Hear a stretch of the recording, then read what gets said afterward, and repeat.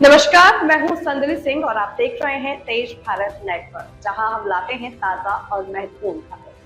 चलिए बढ़ते हैं आज की कुछ खास खबरों। बड़ी खबर सामने आ रही है, जहां सांसद धनंजय सिंह ने मीडिया से बातचीत में साफ कर दिया है कि वे लोअर कोर्ट के फैसले को हाई कोर्ट में चुनौती देंगे। उन्होंने कहा कि उन्हें न्यायपालिका पर पूरा भरोसा है, लेकिन मौजूदा फैसले से वे संतुष्ट नहीं है।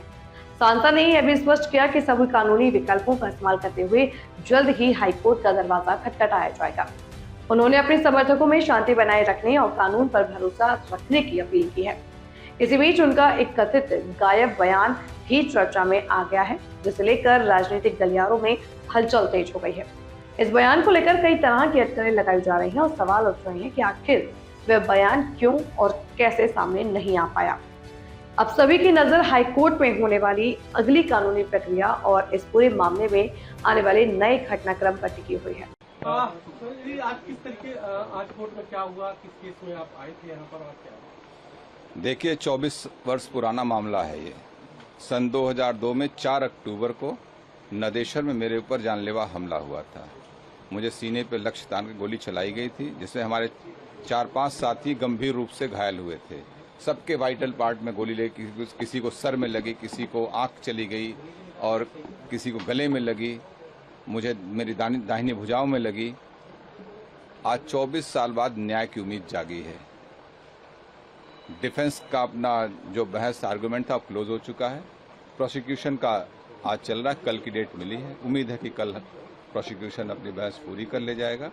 उसके बाद जो भी निर्णय होगा आप लोगों के सामने होगा और मुझे पूरा विश्वास है। मैं न्यायपालिका पे विश्वास करता हूं और बड़ी उम्मीद और विश्वास और धैर्य के साथ मैं 24 साल से अनवरत इस मुकदमे को लड़ रहा हूं। बहुत लंबा समय हुआ। इस पूरे मुकदमे मुख्य आरोपी संजय कौन? मेरे ऊपर मैं नामजद FIR हुई थी। अभय सिंह ने मेरे ऊपर गोली चलाई थी अपने 4-5 साथियों के साथ। भैया, उन्होंने कहा कि वो 50,000 का हमारे ऊपर मतलब वो लिया पैसा और उसके बाद जो है उन्होंने हमारे ऊपर मुकदमा दर्ज कराया और शायद उनके परिवार के लोग यानी उनके नाना ने आपकी मदद नहीं की थी, इसलिए आपने उनके ऊपर आपको ये सब चीजें देखिए, लीगल चीजें चल रही, मैं बहुत कुछ नहीं कह सकता हूँ। आप जरा उनके हिस्ट्री पे जाइए। 1996 में एक हेमेंद्र प्रताप सिंह लड़के का यूनिवर्सिटी में मर्डर हुआ, जिसमें अभय सिंह मुख्य अभियुक्त थे। मैं सह अभियुक्त था, चूंकि एक ही छात्रावास में हम लोग रहते थे। मैं सह अभियुक्त उसमें बना। उस मामले में अभय सिंह, जो उन्होंने 313 के बयान में भी अपना स्टेटमेंट दिया कि इसी मुकदमे का जिक्र किया, 96 वाले मुकदमे का, और उसमें 1999 तक उनकी जमानत न हुई। 96 से लगातार 1999 तक, हमें लगता है 2000 में जेल से छूटे। 54 महीने बाद उनके नाना जी, जो गांधीवादी नेता थे, जो उनका बयान उस आधार पे, उनको तो छुड़ा न पाए। ठीक है, वो चले दूसरे की मदद करने।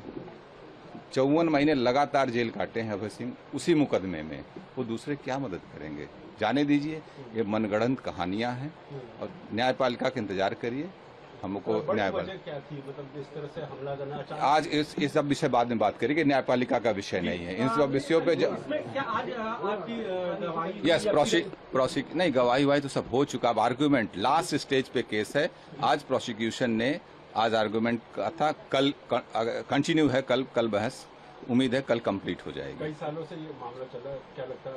कह तो रहा हूं, मैंने 24 साल से न्याय पे ही भरोसा है। हिंदुस्तान की न्यायपालिका बहुत मजबूत स्तंभ है, जिसपे हमें पूरा विश्वास है और सभी को देश के प्रत्येक नागरिकों को न्यायपालिका विश्वास करना चाहिए। आने वाले दिनों में चुनाव भी है सर, बात की जैसे चुनाव बात का विषय, अभी तो साल भर बाद है। चलिए ठीक है। हल्के फुल्की भाषा में कहा, मुझे उम्मीद है कि जैसे ही हम लोग दाखिल करेंगे लिखित बहस और नजीरें दाखिल कर देंगे दोनों पक्ष, तो जल्दी से जल्दी विद इन ए वीक हम उम्मीद करते हैं और जल्दी फैसला इसमें आ सकता है। वकील साहब, उसमें मैक्सिमम कितना इम्प्रिजनमेंट? आप जानते हैं 307 क्या है, आजीवन कारावास तक की सजा है।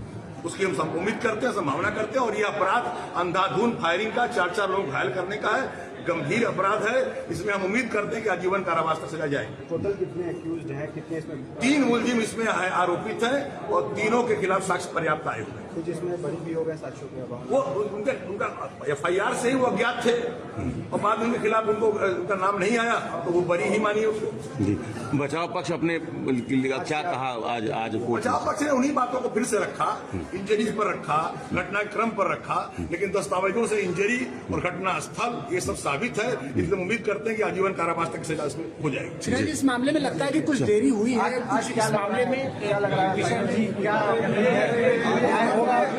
ये थी आज की मुख्य खबर तेज भारत नेटवर्क के साथ। अगर आपको वीडियो पसंद आई हो तो इसे लाइक करें, कमेंट करें, शेयर करें। धन्यवाद।